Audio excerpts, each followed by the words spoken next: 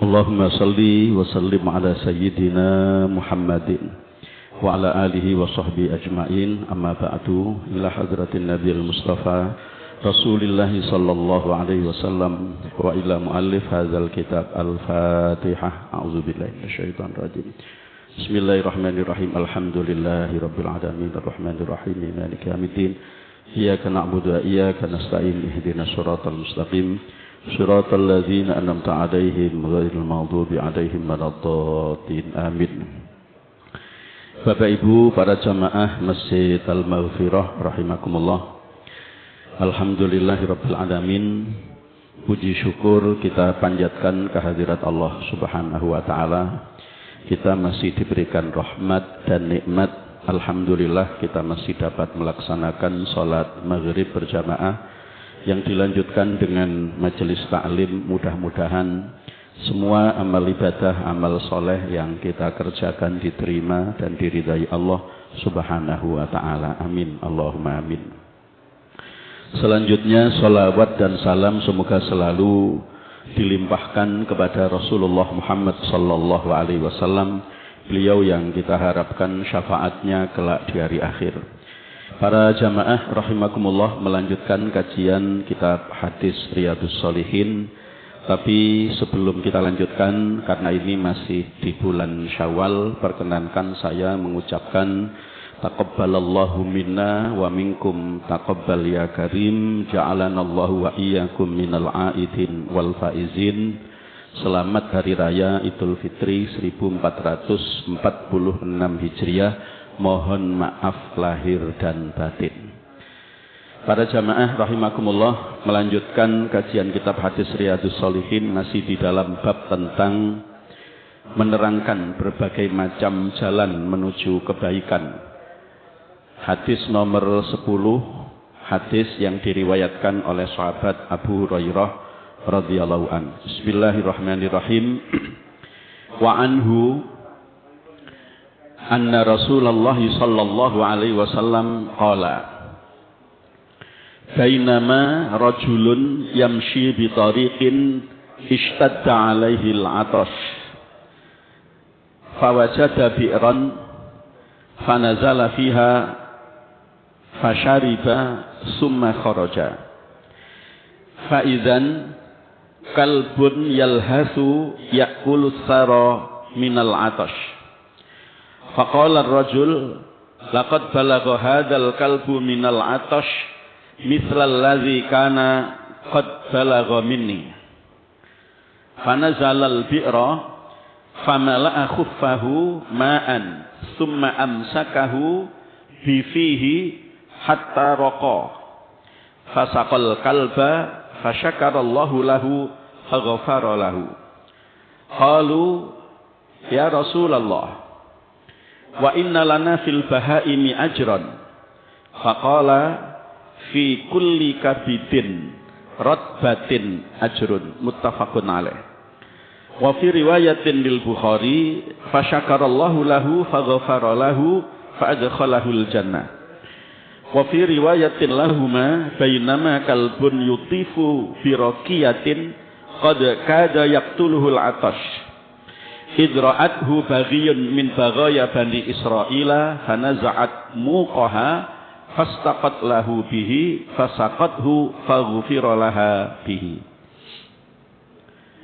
Terjemahan hadis riwayat sahabat Abu Hurairah, diriwayatkan dari sahabat Abu Hurairah radhiyallahu an, bahwa sesungguhnya Rasulullah Muhammad sallallahu alaihi wasallam bersabda, suatu ketika ada seseorang yang melakukan suatu perjalanan, kemudian mendadak ia merasa sangat haus sehingga ia terpaksa turun ke dalam sumur untuk mengambil air minum.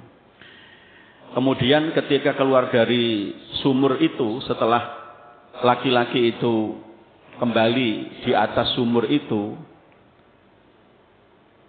ia melihat ada seekor anjing yang menjulur-julurkan lidahnya ke tanah karena kehausan. Maka laki-laki itu mengatakan, mungkin anjing ini merasa haus. Sebagian hadis riwayat sahabat Abu Hurairah diriwayatkan dari sahabat Abu Hurairah radhiyallahu an bahwa sesungguhnya Rasulullah Muhammad sallallahu alaihi wasallam bersabda, suatu ketika ada seseorang yang melakukan suatu perjalanan, kemudian mendadak ia merasa sangat haus sehingga ia terpaksa turun ke dalam sumur untuk mengambil air minum. Kemudian ketika keluar dari sumur itu, setelah laki-laki itu kembali di atas sumur itu, ia melihat ada seekor anjing yang menjulur-julurkan lidahnya ke tanah karena kehausan. Maka laki-laki itu mengatakan, mungkin anjing ini merasa haus sebagaimana saya tadi merasa haus. Maka laki-laki yang sudah tadi turun ke dalam sumur ini, sekarang ia turun ke sumur itu kembali untuk mengambil air dari sumur itu dengan sepatunya, ya, untuk memberi minum air kepada anjing yang kehausan itu. Sepatunya itu dipakai sebagai gayung, lalu dia gigit supaya dia bisa kembali ke atas bibir sumur itu dengan mulutnya. Lalu ia naik, ketika sampai di atas, air yang ada di sepatunya itu kemudian diminumkan kepada anjing, dan anjing itu selamat dari mati kehausan. Maka Allah Subhanahu wa ta'ala melihat perbuatan laki-laki itu, Allah berterima kasih. Jadi fasyakarallahu. Fasyakara itu artinya Allah bersyukur. Maknanya adalah Allah berterima kasih. Maknanya adalah Allah membalas, mengapresiasi kebaikan yang dilakukan oleh laki-laki itu dengan memberi air minum kepada anjing dari air sumur itu.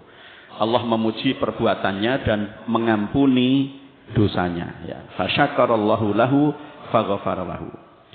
Mendengar Rasulullah mengatakan seperti ini, menceritakan bahwa karena seekor anjing, karena menolong seekor anjing memberi minum air seekor anjing itu, maka ia diampuni dosanya oleh Allah, dan Allah berterima kasih kepadanya. Para sahabat bertanya, wahai Rasulullah, apakah menolong binatang itu ada pahalanya?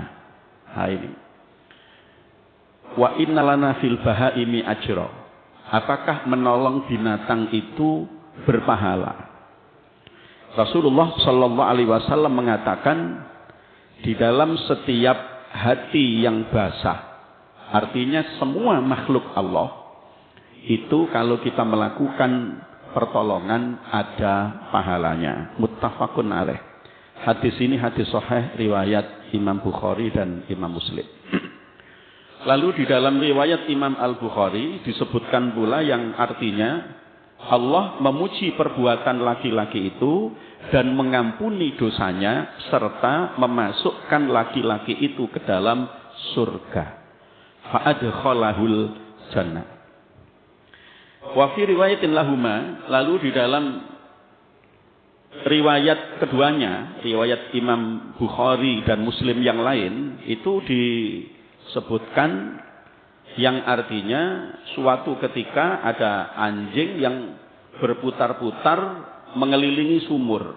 Ia hampir mati kehausan, ia menjulur-julurkan lidahnya ke dalam sumur, tetapi tidak pernah sampai.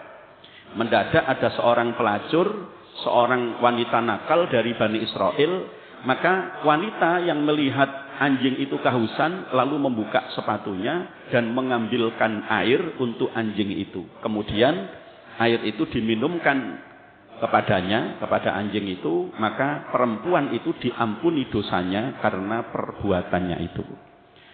Para jamaah rahimakumullah, hadis ini kita sering mendengar, tetapi yang kita dengar itu dari riwayat yang terakhir tadi, bahwa ada seorang wanita nakal, wanita tunasusila yang diampuni dosanya oleh Allah Subhanahu wa taala karena ia menolong seekor anjing yang hampir mati kehausan. Ini yang populer kita dengar. Tetapi sesungguhnya di dalam hadis ini tadi kita membaca bahwa riwayat yang menyebutkan karena seekor anjing itu seseorang mendapatkan ampunan dari Allah, itu ternyata bukan hanya untuk wanita tunasusila, tetapi juga untuk laki-laki lain, yang laki-laki itu laki-laki yang baik, ya, laki-laki yang baik. Artinya begini, bahwa seseorang yang baik atau seseorang yang tidak baik, kalau ia menolong makhluk Allah seperti seekor binatang, seperti anjing di dalam hadis ini, ia menyelamatkan anjing itu dari mati kehausan, maka Allah Subhanahu wa taala berterima kasih kepada mereka itu, dan Allah mengampuni dosanya dan memasukkannya ke dalam surga. Jadi hadis ini memberikan pesan petunjuk kepada kita bahwa ampunan Allah itu ternyata sangat luas dan sangat besar, melebihi dosa besar yang dilakukan oleh seseorang. Zina itu dosa besar, tapi ampunan Allah lebih besar daripada orang yang melakukan zina sebagai perbuatan dosa besar. Rahmat Allah itu sangat luas. Karena itu kita oleh Allah Subhanahu wa taala dipesan di dalam Al-Qur'an untuk tidak putus asa dari rahmatnya Allah Subhanahu wa ta'ala. Wala tayasu mir rauhillah. Dan janganlah kalian berputus asa dari mendapatkan rahmatnya Allah Subhanahu wa ta'ala. Tapi hadis ini juga jangan disalahpahami yang berbeda maksudnya. Kalau begitu gak perlu sholat, gak perlu poso, gak perlu ngaji, pokoknya nolong anjing. Itu bukan begitu maksudnya, ya. Tapi ini memberikan petunjuk kepada kita bahwa ada banyak sekali jalan untuk melakukan kebaikan. Bahkan pada diri seseorang yang dalam pandangan orang lain, ia tidak pernah dilihat sebagai orang yang pernah melakukan kebaikan sama sekali. Para jamaah rahimakumullah, cerita di dalam hadis ini hanya sekelumit sebenarnya dari banyak sekali cerita-cerita di dalam hadis yang lain, maupun cerita-cerita yang berkembang di kalangan ulama salafus sholih, bahwa orang yang melakukan kebaikan sekecil apapun itu ternyata dinilai oleh Allah Subhanahu wa taala dan diberikan balasan dalam bentuk rahmat dan ampunan Allah Subhanahu wa taala.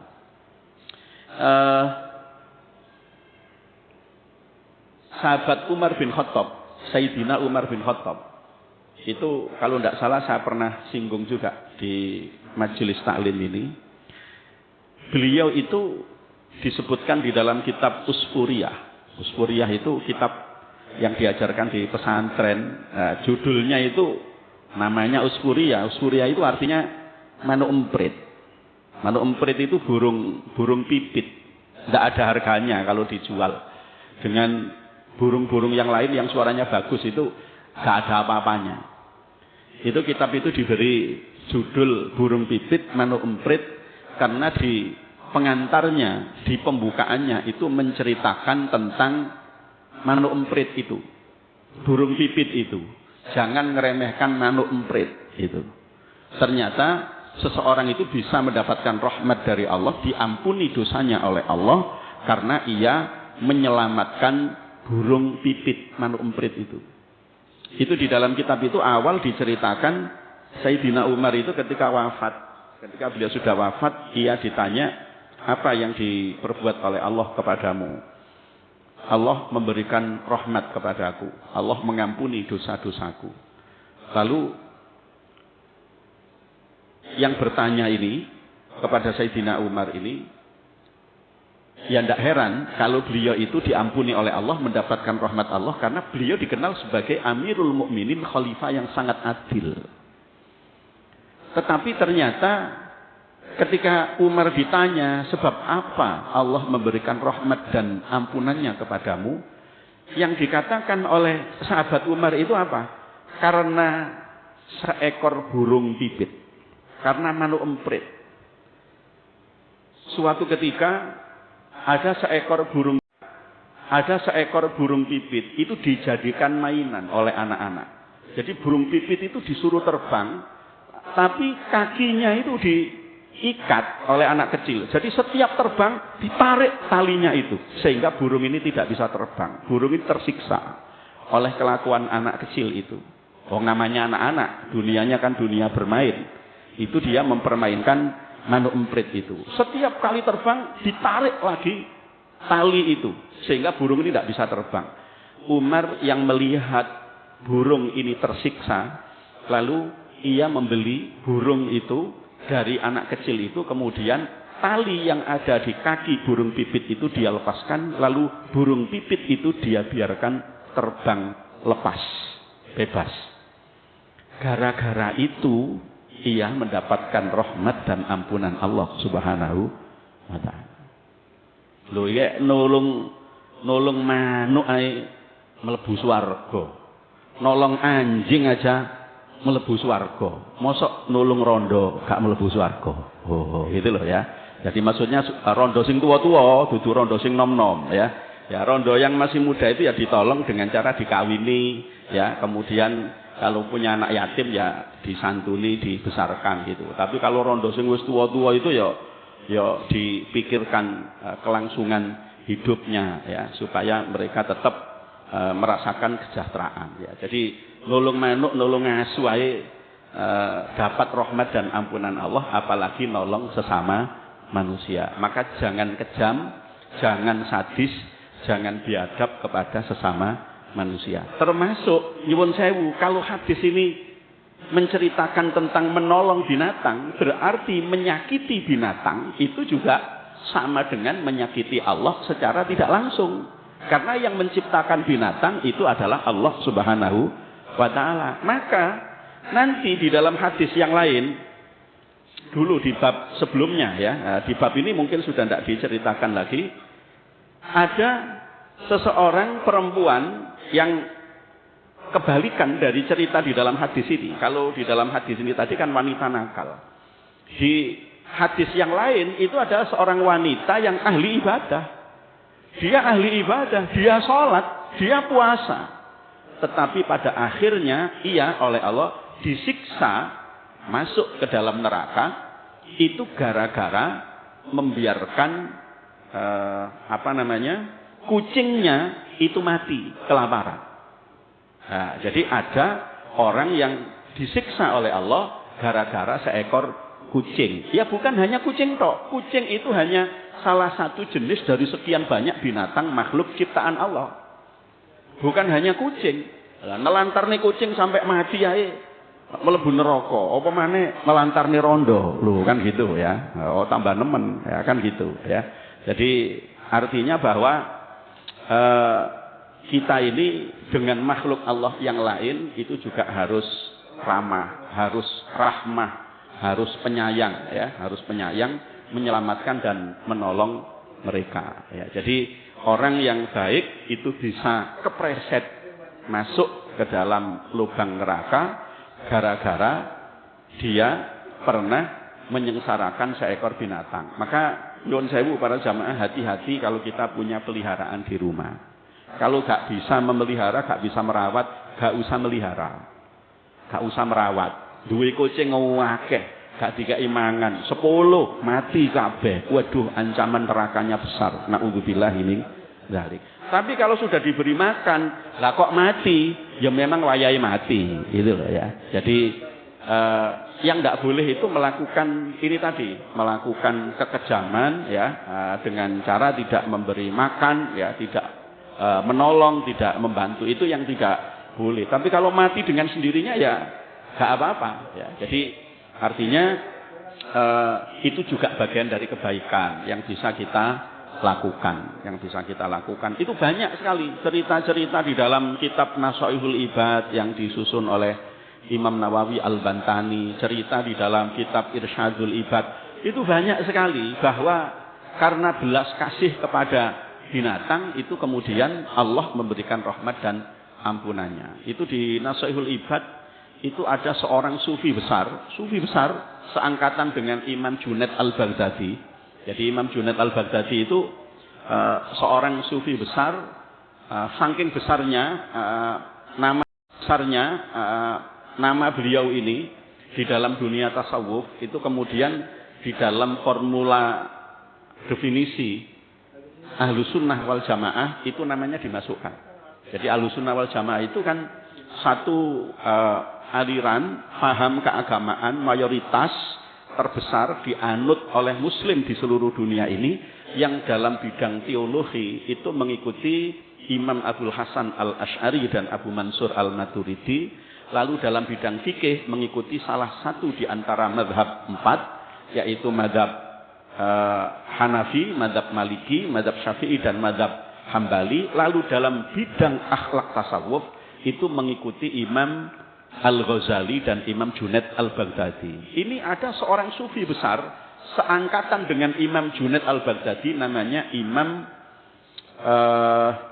Abu Bakar Dalif Jahdar Asyibli, populer dengan sebutan nama Imam Asyibli. Ini ulama abad ke-4 Hijriah kalau tidak salah, itu di dalam kitab Nasaihul Ibad. Jadi sufi besar namanya Imam Asyibli. Jadi kalau ada orang kok diberi nama Muhammad Syibli, Ahmad Syibli, itu tafaulan, tabarukan kepada nama sufi besar ini.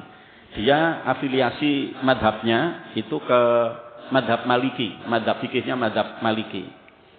Imam Asyibli ini diceritakan di dalam kitab Nasaihul Ibad itu ketika beliau wafat itu beliau ditanya oleh seorang soleh. Jadi ada seorang soleh yang setelah wafatnya Imam Asyibli itu saat tidur ia bermimpi ketemu Imam Asyibli setelah pemakamannya Imam Asyibli. Lalu terjadi dialog di dalam pertemuan dalam mimpi antara orang soleh yang tidur yang bermimpi ini dengan Imam Asyibli. Orang soleh ini bertanya kepada Imam Asyibli, "Wahai Imam Asyibli, apa yang diperbuat oleh Allah kepadamu?" Kata Imam Asyibli, "Allah Subhanahu wa ta'ala memberikan rahmat kepadaku dan mengampuni dosaku." Dengan sebab apa jenengan itu mendapatkan rahmat dan ampunan Allah? Saat itu ketika aku ditanya malaikat di dalam kubur itu, Imam Asyibli, tahukah kamu mengapa Allah memberikan rahmat dan ampunannya kepadamu? Saat itu aku mengatakan, mungkin dengan ibadah sholatku. Tapi malaikat itu membantahnya. Malaikat mengatakan, bukan sebab sholatmu itu Allah memberikan rahmat dan ampunannya kepadamu. Dengan sebab apa? Kamu tahu tidak? Ketika aku ditanya begitu oleh malaikat, aku menjawab, mungkin dengan sebab puasaku. Karena sufi itu kan rajin puasa. Bukan hanya puasa Ramadan, tapi puasa sunnah itu kan dikerjakan. Tapi oleh malaikat, jawaban Imam Asyibli itu juga dibantah. Bukan Asyibli. Bukan sebab itu Allah memberikan rahmat dan ampunannya kepadamu. Kamu tahu tidak sebab apa Allah memberikan rahmat dan ampunannya kepadamu? Mungkin sebab hajiku. Jadi pede sekali Imam Asyibli mengatakan jawaban itu. Tapi oleh malaikat itu dibantah. Bukan sebab hajimu itu kamu mendapatkan rahmat dan ampunan Allah. Kamu tahu sebab apa? Imam Asyibli masih menjawab terus. Mungkin sebab karena aku ini termasuk orang yang rajin menziarahi orang-orang soleh. Karena aku ini termasuk orang yang gemar silaturahim kepada orang-orang soleh. Kata malaikat, bukan sebab itu Allah memberikan rahmat dan ampunannya kepadamu. Kamu tahu tidak sebab apa? Imam Asyibli sudah angkat tangan. Nyebut jawaban ini salah. Nyebut jawaban ini tidak tepat. Nyebut jawaban ini keliru. Imam Asyibli angkat tangan. Saya tidak tahu sudah. Ternyata amal soleh saya tidak ada yang menjadi penyebab Allah memberikan rahmat dan ampunannya. Lalu malaikat itu mengatakan kepada Imam Asyibli, Asyibli, Allah memberikan rahmat dan ampunannya kepadamu karena kamu pernah menyelamatkan seekor kucing kecil. Seekor kucing kecil, kucing betina. Jadi fi hirratin. Ini ceritanya kucing. Kamu pernah menyelamatkan seekor kucing betina. Imam Asyibli itu sudah tidak ingat. Kapan aku pernah menyelamatkan kucing itu? Tidak pernah. Dia tidak mengingat-ingat itu tidak bisa. Tapi Allah melalui malaikat ini mengingatkan. Kamu masih ingat tidak? Suatu hari kamu berjalan-jalan di sebuah lorong. Di daerah Baghdad, Irak. Karena memang Imam Asyibli ini di Baghdad, di Irak. Sama dengan Imam Junaid al-Baghdadi tadi itu. Seangkatan. Kamu masih ingat tidak? Suatu malam, kamu pernah berjalan di sebuah lorong di kota Baghdad. Saat itu cuaca sangat dingin sekali. Dingin sekali. Lalu kamu menemukan seekor kucing yang hampir mati karena kedinginan. Lalu kamu dengan belas kasihmu, dengan rasa sangat kasihan, kamu ambil seekor kucing betina kecil itu, lalu kamu masukkan ke dalam kantong yang kamu bawa. Kamu masih ingat enggak? Ini Imam Asyibli itu. Gak ingat sudah, wong nulung kucing kecil aja. Tapi Allah ternyata menilai. Malaikat ternyata mencatat. Imam Asyibli baru ingat. Iya, saya pernah menolong seekor kucing kecil. Kata malaikat, sebab itulah maka Allah merahmati dan mengampunimu. Lah, ini tadi makanya saya sebut tadi itu wong nulung kucing ae oleh rahmati Gusti Allah. Mosok nulung rondo gak oleh lho, gitu loh ya. Nah, artinya ya rondo ini adalah kelompok mustad'afin ya, janda-janda tua yang sudah sepuh itu tidak ada yang mencarikan ma'isyahnya. Ya, monggo juga diperhatikan. Bahkan rabi sing gede ganjarane iku nek rabi oleh rondo. Rondoe gak rondo nom. Ya, Rasulullah itu istrinya yang janda-janda itu kan bukan janda muda, Pak. Janda-janda yang usianya sudah di atas 50 tahun. Nek rondo sing umure sik 20 ngono ae ya akeh tunggale. Ya, jadi ini benar-benar kemanusiaan. Nah, hadis ini para jamaah memberikan pesan juga kepada kita bahwa ini menolong binatang. Binatang itu kan tidak beragama. Hewan itu kan tidak beragama. Tidak ada hewan yang beragama itu nggak ada. Itu saja membuat Allah memberikan rahmat dan ampunannya kepada kita. Bagaimana kalau kita menolong sesama tetapi berbeda agama?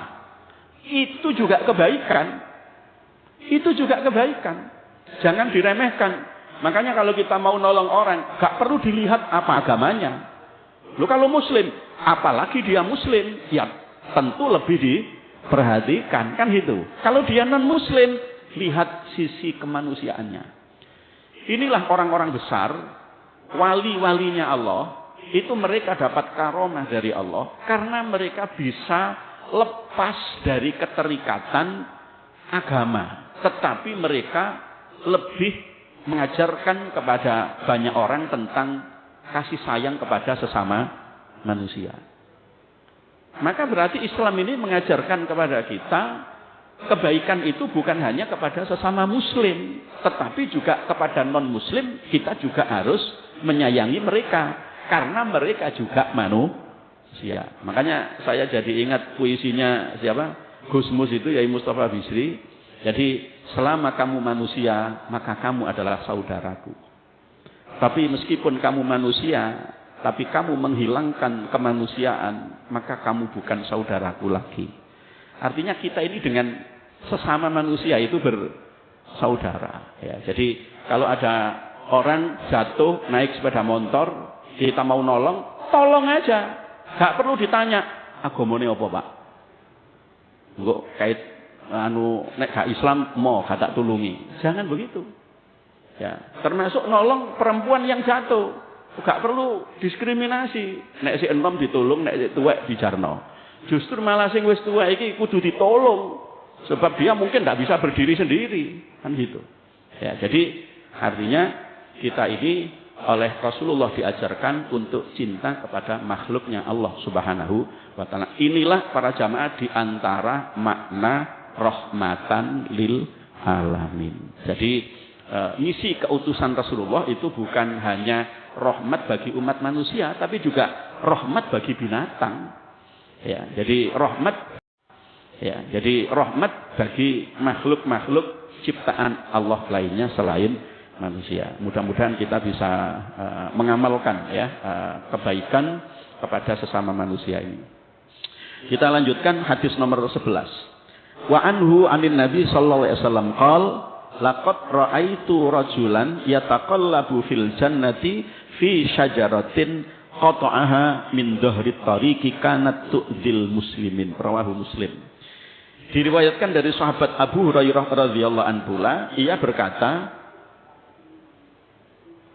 dari Nabi Shallallahu Alaihi Wasallam, beliau bersabda, sungguh aku telah melihat seseorang masuk surga dan bersenang-senang karena ia telah memotong suatu pohon yang mengganggu di jalannya kaum muslimin. Hadis riwayat Imam Muslim.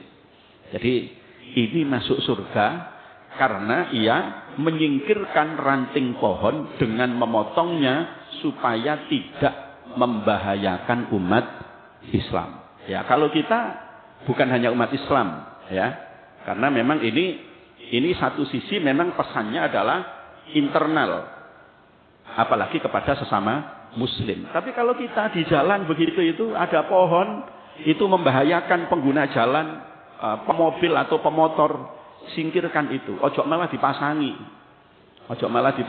Itu boleh jadi sebab itu kita tidak tahu Allah memberikan rahmat dan ampunannya kepada kita. Ya, artinya banyak sekali jalan untuk melakukan kebaikan. Ya, saya pernah menyampaikan kepada Bapak Ibu para jamaah, ya termasuk di masjid itu kadang ada yang sepele. Sepele itu apa? Seperti mungkin apa sih wong ngono ae mosok gede ganjarane. Orang tidak tahu dia ketika masuk masjid itu sandalnya pating selengkrah itu. Tapi begitu dia keluar dari masjid, sandal wis kotoan, tinggal nyengklak tok, tinggal make tok. Kan kita melihat itu ya, kadang begitu itu ya, ada ya. Itu boleh jadi dengan kebaikan itu Allah memberikan rahmat dan ampunannya untuk orang yang melakukan kebaikan itu.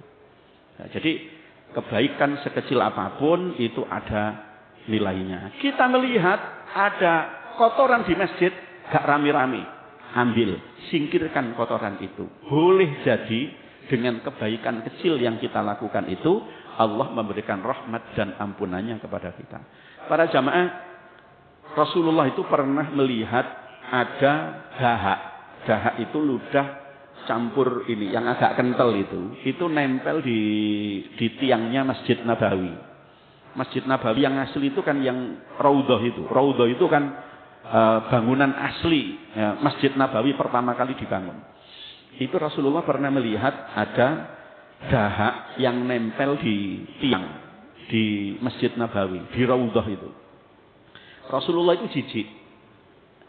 itu jijik melihat ada ludah. Ada dahak itu ada di masjid. Jadi Rasulullah itu jijik itu memberi pesan kepada kita, Rasulullah itu tidak suka melihat barang kotor, gitulah. Nah, kita ya jangan suka melihat barang kotor. Kalau ada yang kotor, ambil itu, gak perlu nunggu petugas kebersihan.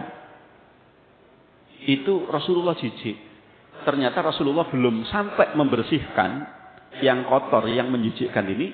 Ada sahabat lain yang membersihkan dahak itu, bahkan tempat dahak itu yang sudah dibersihkan itu disemprot minyak wangi, diolesi minyak wangi. Itulah minyak wangi pertama yang dioleskan di bangunan, dicagak di tiangnya, di pilarnya Masjid Nabawi. Waktu itu pilarnya kan masih menggunakan batang pohon kurma.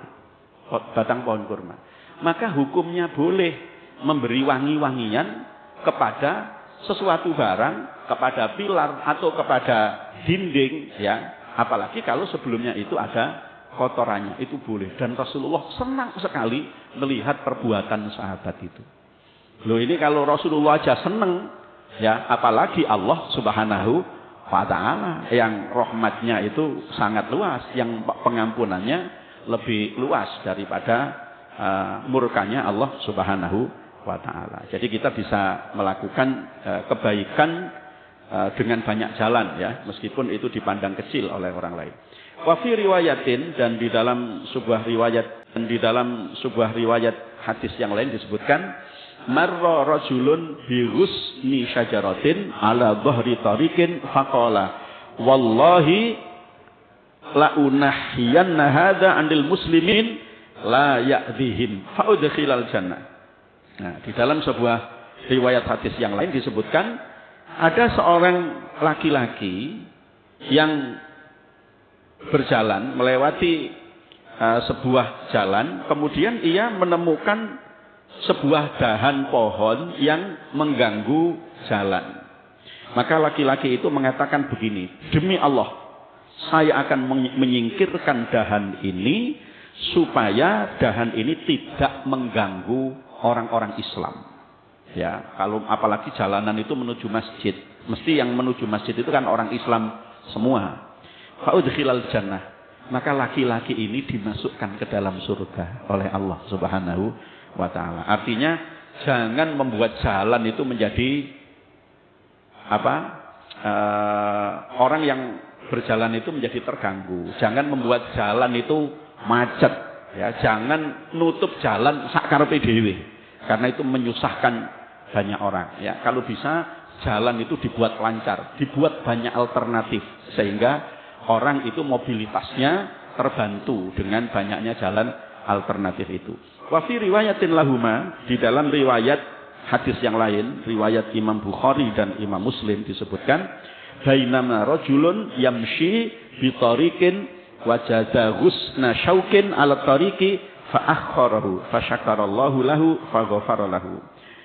Disebutkan bahwa ada seorang laki-laki yang melewati sebuah jalan, lalu ia menemukan dahan yang berduri. Ini dahan tapi yang berduri, berarti membahayakan, ya, yang ada di tengah jalan.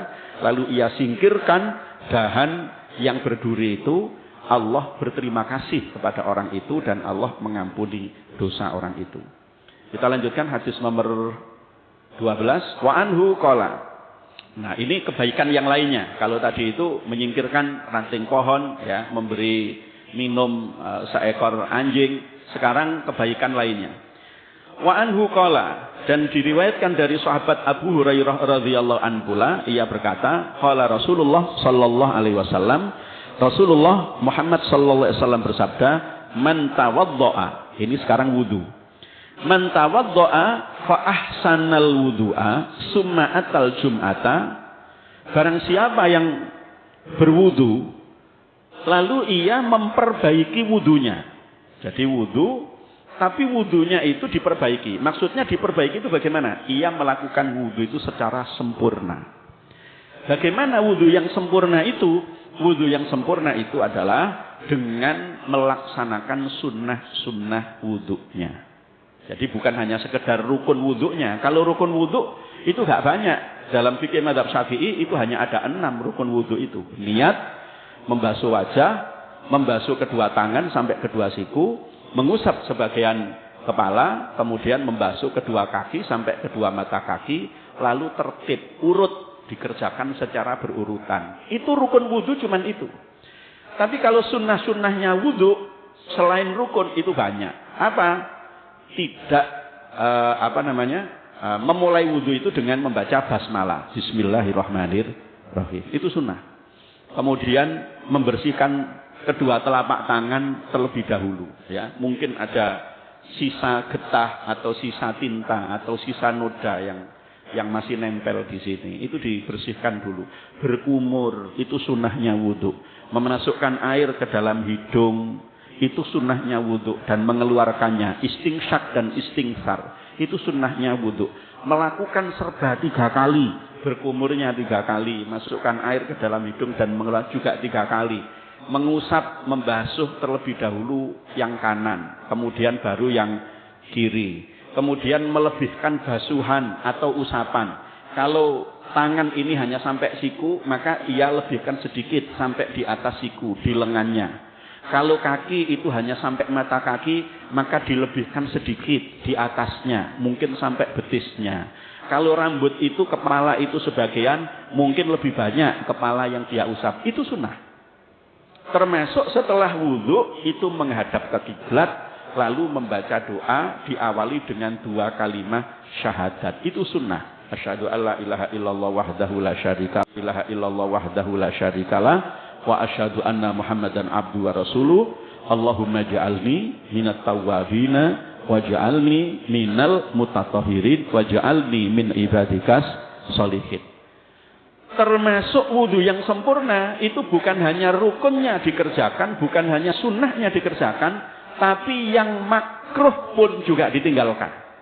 Apa yang dimakruhkan ketika wudhu? Mubadir, berlebihan menggunakan air. Israf, bukan mubadir. Israf, berlebihan menggunakan airnya, dibiarkan ngocor aja, tapi nggak dipakai wudhu.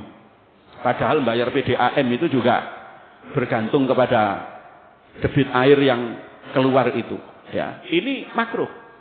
Setelah wudhu diandui, pakai anduk, itu makruh. Itu makruh. Jadi habis wudhu itu sebaiknya gak usah dilapi, gak usah diusapi. Rasulullah itu pernah habis wudhu dikasih mindil, dikasih sapu tangan. Kalau sekarang dikasih tisu. Saya itu gak pernah mau dikasih tisu. Kalau di Masjid Nabawi, di Masjidil Haram, di toilet, habis kita wudhu itu sama petugas kebersihan itu dikasih tisu. Saya gak pernah mau. Kenapa? Makruh. Kalau kita habis wudhu terus diusapi wajahnya. Wong tadi kita perlu wudhu dengan air, kok malah sekarang airnya dihilangi. Itu makruh. Itu makruh. Wudhu telanjang bulat, itu makruh. Kalau telanjangnya kotak, gak apa-apa. Ya, bagaimana telanjangnya kotak itu? Ya, gak mudah belejet gitu loh. Gak mudah belejet. Itu makruh wudhu itu. Ya, termasuk wudhu sambil cakap-cakap, omong-omongan. Basuh kedua tangan. Ke rek, mari ini, nang di mana acaranya? Nah, itu ya makruh ya. Karena wudhu itu termasuk ibadah. Wudhu itu termasuk ibadah. Nah, kalau kita bisa melaksanakan wudhu secara sempurna, summa atal jum'ata, kemudian ia mendatangi Jumatan, ia berangkat Jumatan, fastama'a, lalu ia mendengarkan khutbah Jumat, wa ansota, ia memperhatikan khutbah Jumat, ghufira lahu ma bainahu wa bainal jum'ati wa ziyadatu salasati ayyam. Maka dosanya diampuni oleh Allah antara Jumat hari itu dengan Jumat berikutnya. Ya, antara Jumat itu dengan Jumat berikutnya lebih 3 hari. Berarti 10 hari. Waman massal hasa faqad lagha. Dan barang siapa yang bermain-main dengan kerikil saat khotib menyampaikan khutbah Jumat, maka Jumatannya sia-sia. Rawahu Muslim. Hadis ini hadis sahih riwayat Imam Muslim. Maksudnya bagaimana? Kalau khotib itu sedang khutbah, jangan main-main. Ya, termasuk nyuwun sewu, jangan muter-muter tasbih. Itu gak baik malah. Dikiranya baik. Itu khutbah itu untuk didengarkan, malah la ilaha illallah, la ilaha illallah. Itu malah gak kapien begitu itu. Itu ketara orang gak punya ilmu. Orang itu punya ilmu itu kalau ada orang khutbah, dia perhatikan, dia dengarkan. Karena memang sholat zuhur asalnya 4 rakaat, yang 2 rakaat itu dikonversi dalam bentuk khutbah Jumat. Maka mendengarkan khutbah itu termasuk bagian dari melaksanakan ibadah Jumat. Nanti kita lanjutkan para jamaah, sudah isya ini Pak. Mudah-mudahan bermanfaat, kurang lebihnya mohon maaf ya, dan saya mohon maaf juga tidak bisa ikut sholat isya berjamaah di masjid ini. Kita tutup dengan doa. A'udzubillahi minasyaitonirrajim. Bismillahirrahmanirrahim. Allahumma salli wa sallim wa barik ala sayyidina Muhammad wa ala ali sayyidina Muhammad walhamdulillahi rabbil alamin. Allahumma anfa'na bima 'allamtana wa 'allimna ma yanfa'una wa zidna ilman nafi'a. Rabbana atina fid dunya hasanah wa fil akhirati hasanah wa qina adzabannar.